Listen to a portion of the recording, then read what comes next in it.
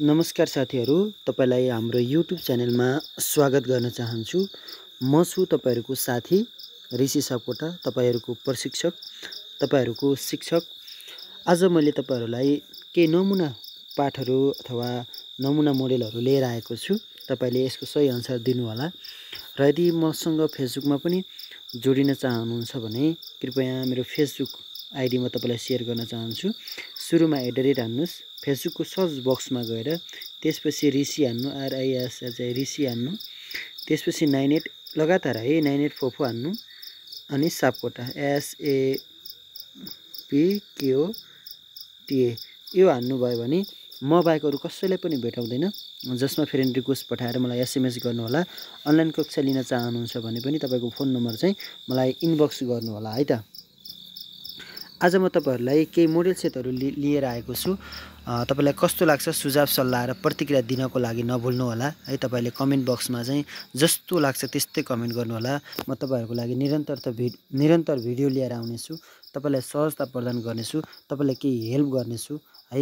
म एक्लै यति धेरै हेल्प गर्न सकिरहेको छु। तपाईलाई धेरैको साथीहरुको फर्म भर्दिएको छु, अनलाइन फर्म भर्दिएको छु। छुटेको छ भने कतै बिग्रेको छ भने फेरि पनि म भर्दिन्छु।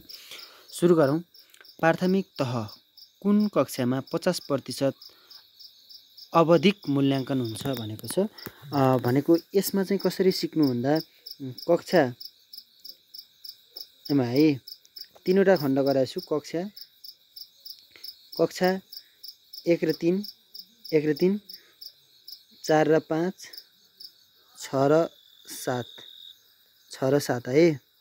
6 र 7 मध्ये 1 र 3 मा चाहिँ निरन्तर विद्यार्थी मूल्याङ्कन है। निरन्तर विद्यार्थी मूल्याङ्कन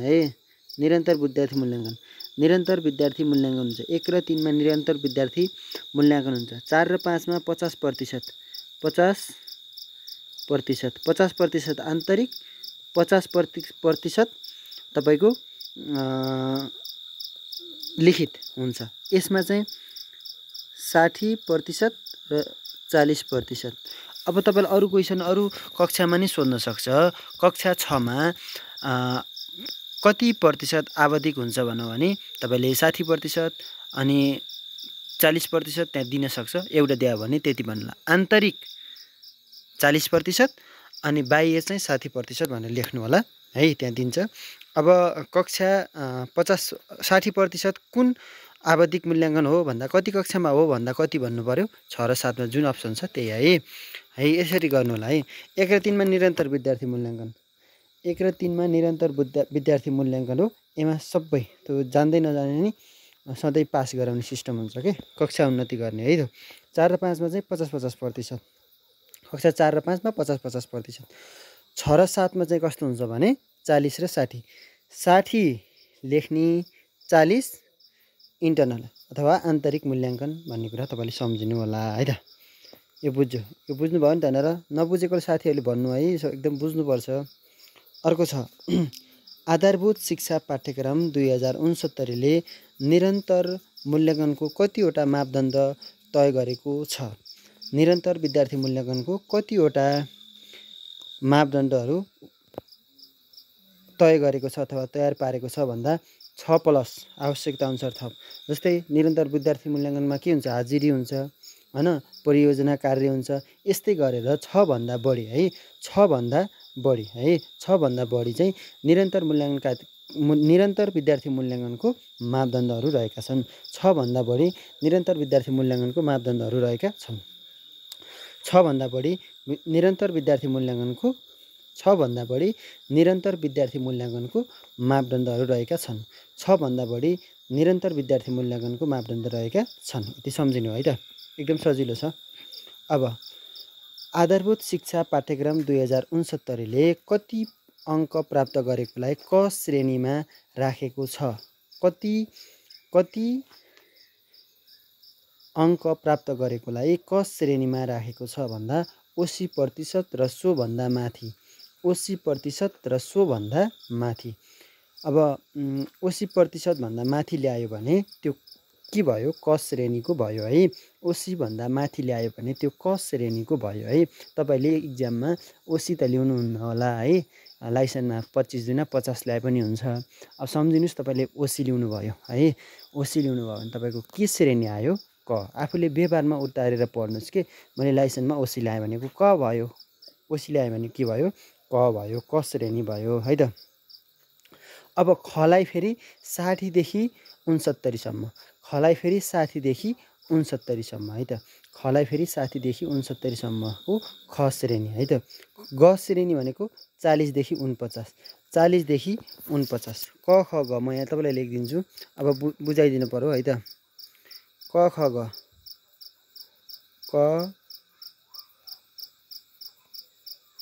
क ख श्रेणी ग श्रेणी। क श्रेणीमा कति आयो ल भन्नु त, ओसी भन्दा माथि, ओसी प्लस। ख श्रेणीमा भनेको कति, ओसीसम्म जानु पर्यो, 69 त भएको भएन हो। अब 60 देखि ओसी त यहीँ छ, अब ओसीमा 1 घटाउने कति हुन्छ 69, 7 9 69 69। अब तपाईँको ग श्रेणी, ग श्रेणीमा कति हुन्छ, ग श्रेणीमा कति हुन्छ ल भन्नुहोस् त। ग श्रेणीमा कति हुन्छ भन्दा, ग श्रेणीमा अब 69 छ भनेपछि 60 छ भनेको 49 सम्म आउनु पर्यो। 40 देखि 49, 40 देखि 59, 40 देखि 59। अब यसलाई सम्झिने भनेकै 40 60 ओसी सम्झिनु, 40 50 60 70 ओसी, बिचको फरक सम्झिनु। अब क श्रेणी भन्दा, ग श्रेणी भनेको 40 देखि 20 थप्नु, 40 50 60, 60मा 1 घटाइ 59 भयो। अब एमा पनि हेर्नु है, अब ख श्रेणी भन्यो भने 20, 40मा 20 जोड्दा 60, 60बाट फेरि 20 जोड्नु 70 80 69 79 79 79 है 79 79 79, 20 20 जोड्ने 1 घटाउने हो कि। अनि 79 ओसीदेखि माथि 100सम्म कति हुन्छ भन्दा क श्रेणी है त। 40 को फरक भयो, 40 को फरक भयो, त्यसमा 1 घटाउने है त। अब क श्रेणी अब त सम्झिनु भयो नि त तपाईँले त। क श्रेणी भन्दा बित्तिकै कति, क श्रेणी भन्दा बित्तिकै ओसी भन्दा ओसी प्लस। ख श्रेणी भनेको, ख श्रेणी 20 को फरक भनेको 60, 60 देखि ओसीसम्म नजाने के, ओसी भनेको 7 9 79 सम्म जाने, 79 सम्म जाने हैन। ग को, ग भनेको 40 को कुरा हुन्छ नि त हैन। ग को कति हुन्छ 40, 40 देखि 20 को फरक 60 हुन्छ, 60मा 1 घटाउने भनेको 59 5 9।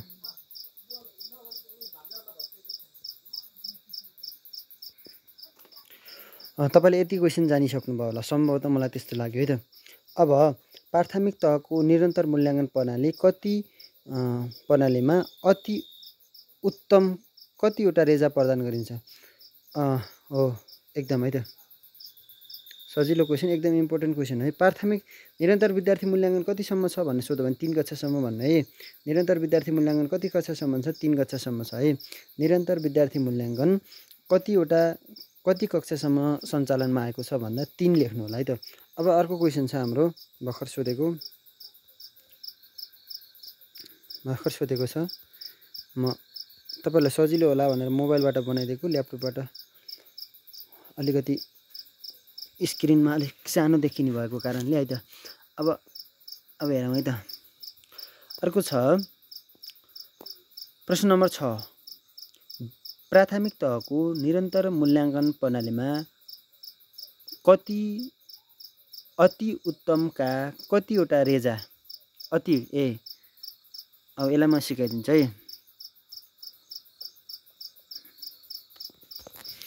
3 प्रकारका रेजाहरू प्रदान गरिन्छ है। अति उत्तम, अति उत्तम,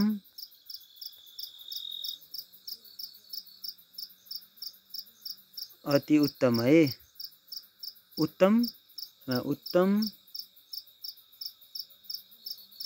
यसमा सामान्य, साधारण अथवा मध्यम भन्ने कुरा हुन्छ। साधारणमा 1, जस्तै होमवर्क गर्यो, थोरै दिनदिनै गरेन, एक फेर मात्र होमवर्क गर्यो भने एउटा लाग्यो। होमवर्क सबै गर्यो 3वटा रेजा गायो। अति उत्तममा कतिवटा रेजा हुन्छ 3वटा। अब ठिकै गर्यो, आधा गर्यो भने कति ल्याउने 2वटा रेजा राख्ने है त। अब गृह कार्य गर्यो, अब होमवर्कको कुरा नै परियोजना कार्य, अब कुनै हाजिरी, अब हाजिरीकै कुरा सुन्दा सधैँ आयो 3वटा रेखा, अति उत्तममा कति, अति उत्तममा कतिवटा रेखा हुनेछ? 3वटा। अब अरूभन्दा अलिक बिच मध्यमा आयो भने 2वटा रेखा, त्यो एकदम न्यून आयो भने एउटा रेजा दिने है। रेजा भनेको यस्तो है, टिक लाउने के, बुझ्नुभयो नि त? न अर्को छ प्राथमिक तहको निरन्तर मूल्याङ्कन प्रणालीमा उत्तमका लागि कतिवटा? 2वटा छ। अनि सामान्य अथवा मध्यम भन्छ, सामान्यलाई एउटा रेजा दिनिन्छ भन्ने कुरा छ। एउटा प्राथमिक तहमा निरन्तर मूल्याङ्कन प्रणालीका कतिवटा श्रेणीमा निर्धारण गर्नुपर्दछ भन्दा 3वटा श्रेणीमा। अगाडि भर्खर भनेको एउटा साधारण, अर्को चाहिँ उत्तम, अर्को चाहिँ अति उत्तम है। यति सम्झिनु होला, खासै गाह्रो छैन। 10वटा प्रश्नमा आइसकेका छौँ। प्राथमिक तहमा निरन्तर मूल्याङ्कन प्रणाली अन्तर्गत क श्रेणी प्राप्त गर्नेले कति अङ्क प्राप्त गर्दछ? यो निरन्तर विद्यार्थीले 4 र 5 को है। निरन्तर विद्यार्थी मूल्याङ्कन क श्रेणी। अब एमा क श्रेणी है त, यो 4 र 5 को हो, यो 4 र 5 को है, 4 र 5 को। अब यहाँ क श्रेणी 4 र 5 को फरक छ, अनि त्यसपछि 6 र 7 को फरक छ। माथि 6 र 7 को गराएको थियौँ हामीले, यता माथि गराएको थियौँ नि हामीले। यो 6 र 7 को, यो 4 र 5 को, यो 4 र 5 को 50% 40 देखि 49, अनि त्यसपछि 59 देखि 79 देखि माथि है त। अब हामीले यहाँ आयौँ। प्राथमिक तहमा निरन्तर मूल्याङ्कन प्रणाली अन्तर्गत क श्रेणी प्राप्त गर्नेले कति अङ्क प्राप्त गर्दछ? क श्रेणी प्राथमिक तहमा है, प्राथमिक भनेको 5 सम्मको लागि है त। क श्रेणीमा 70 देखि 100 सम्म, 70 देखि 100 क है, यो क भयो है। अब खमा कति हुन्छ ल भन्नुहोस् त? 40 देखि 69, 40 देखि 70, 40 देखि 70। अब ग श्रेणीमा 40 भन्दा कम, 40 भन्दा कम। एमा 30 को फरक छ, हेर्नु त, 30 को फरक छ, 30 को फरक छ। प्राथमिकमा 30 को फरक छ है, प्राथमिक तहमा 30 को फरक छ। सम्झिनु, एमा आइडिया लगाउनु। प्राथमिक तहमा 30 को फरक छ, 40 भन्दा कम, 40 देखि 70, 70 देखि 100, 70 देखि 100, 30 को फरक भएको होइन हो। 30 को फरक प्राथमिक तहमा निरन्तर विद्यार्थी मूल्याङ्कन 30 को फरक छ, सम्झिनु। अब 30 को फरक भने 100 मा 30 घटाउँदा कति हुन्छ? 100, 70, 70 भनेको कुनमा पर्यो? 70 भनेको कुनमा पर्यो भन्दा क श्रेणीमा। 70 देखि माथि क श्रेणीमा, 70 भन्दा माथि क श्रेणीमा। अनि त्यसपछि ख श्रेणीमा भनेको फेरि 30 फरक, 30 भनेको 40, 40 मा 30 जोड्दा 70 हुन्छ, त्यही भएर 40 मा 30 जोड्दा 70 हुन्छ, त्यही भएर ख श्रेणीमा कति? 40। ख श्रेणीमा कति? 40, 40 देखि 70। अब ग श्रेणी भनेको 40 देखि तल, 40 देखि तल, 40 देखि तल, यसरी सम्झिनु है। 40 देखि तल, एकदम सजिलो आइडिया छ है। 40 देखि तल।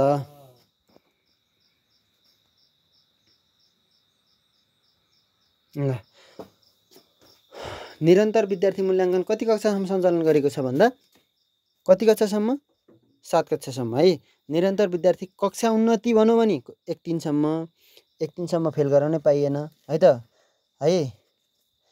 1-3 सम्म फेल गराउनै नै पाइएन। अब निरन्तर विद्यार्थी मूल्याङ्कन कति कक्षासम्म भन्यो भने 7 कक्षासम्म।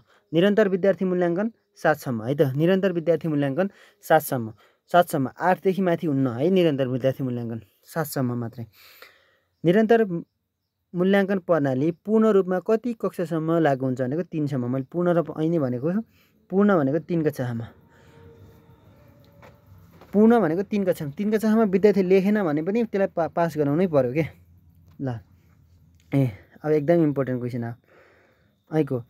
कक्षा 4 र 5 मा कति प्रतिशत निरन्तर विद्यार्थी मूल्याङ्कन छुट्याइएको छ? 4 र 5 मा 50% निरन्तर विद्यार्थी मूल्याङ्कन, 50%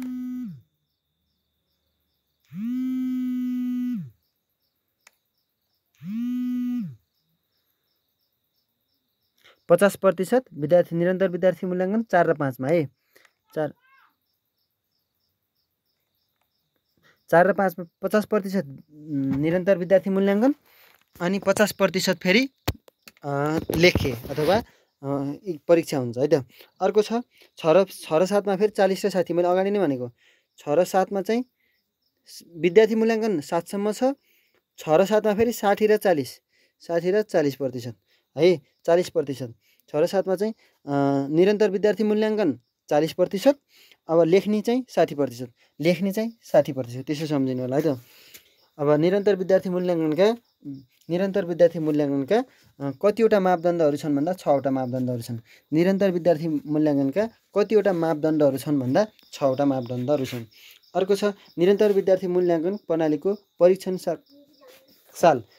साल कहिले होला भन्नु त 2057 है 2057 को व्यक्ति जन्मिनु भएको थियो ल 2057 सालमा हो त्यसको निरन्तर विद्यार्थी मूल्याङ्कन मेरो परीक्षण काल हो भने सम्झिनु होला। अर्को छ आधारभूत शिक्षा पाठ्यक्रम 2076 अनुसार 1 र 3 को उपलब्धि स्तर 4 श्रेणीमा छ है एकदमै इम्पोर्टेन्ट। उपलब्धि स्तर यो उपलब्धि छन् शब्द होला निरन्तर सम्झिनु भयो भने 3 सम्म, उपलब्धि भन्नु भने 4 सम्म, उपलब्धि भनेको 4 सम्म है उपलब्धि भनेको 4 सम्म।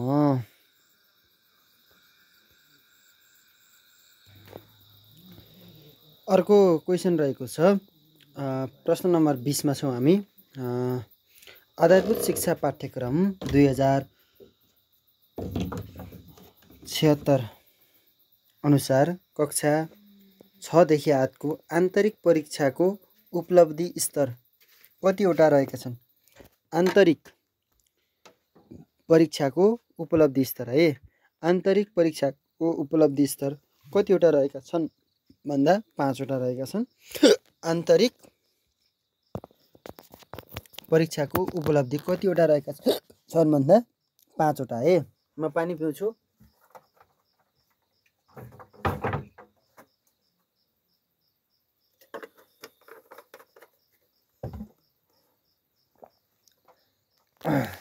अर्को छ आधारभूत शिक्षा पाठ्यक्रम 2076 अनुसार मूल्याङ्कनका तरिका कतिवटा छन्? मूल्याङ्कनका तरिका 9वटा छन्। मूल्याङ्कनका तरिका 9वटा छन्। निरन्तर मूल्याङ्कन प्रणालीको मुख्य उद्देश्य तलको मध्ये कुन हो भन्दा विद्यार्थीको बिचैमा कक्षा छोड्ने विद्यार्थीले बिचैमा कक्षा छोड्ने दर कम हुनु है। अब निरन्तर विद्यार्थी मूल्याङ्कन गरियो भने विद्यार्थीले फेल हुन्न अनि त्यसपछि कक्षा छोड्दैन नि त है त्यो कुरा छ।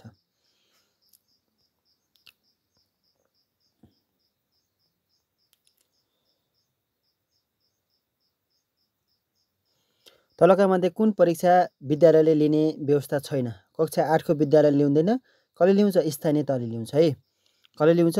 स्थानीय तहले। कक्षा 8 को परीक्षा कसले ल्याउँछ? स्थानीय तह 10 को प्रदेशले 11-12 को राष्ट्रिय परीक्षा बोर्डले है राष्ट्रिय परीक्षा बोर्ड। स्थानीय सरकारले कुन तहको अन्तिम परीक्षा लिने व्यवस्था छ भन्दा आधारभूत भनेको 8 सम्म है 8 को आधारभूत है। अर्को छ प्रदेश कक्षा 10 प्रदेशमा हुने परीक्षा भनेको कति हो? कुनको? प्रदेशमा हुने परीक्षा भनेको कुनको?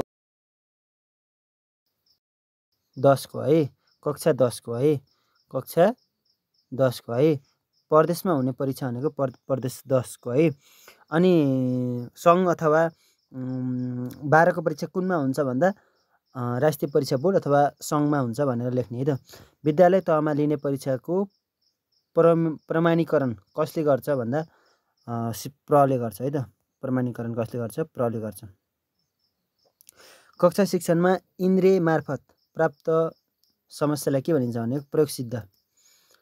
इन्द्रिय भनेको आँखा नाक होइन त्यसपछि जिब्रोहरूले थाहा पाउने कुरालाई प्रयोगसिद्ध भन्छ है त प्रयोगसिद्ध भन्छ। सैद्धान्तिक र व्यावहारिक रूपमा रहेको समस्या समाधानका उपायहरू खोजी गर्ने प्रक्रियालाई के भनिन्छ भन्दा समस्या है त। समस्या समाधान गर्ने तरिका भनेको माथिका सबै भइहाल्यो। तपाईँले स्क्रिनसट पनि गर्न सक्नुहुनेछ। समस्याको सत्यता पहिचान गर्ने समस्या तलको मध्ये कुन हो भन्दा साधन है। साधन अनुसन्धानको आधार, प्रमुख आधार भनेको समस्या भयो भने मात्रै अनुसन्धान गरिन्छ नि त होइन, त्यति हो। हुन्छ, आजलाई म यति गर्छु। म एकदम बिजी भएको कारणले थोरै भिडियो ल्याएर आएँ, त्यसको लागि क्षमा प्रार्थी छु। Thank you so much.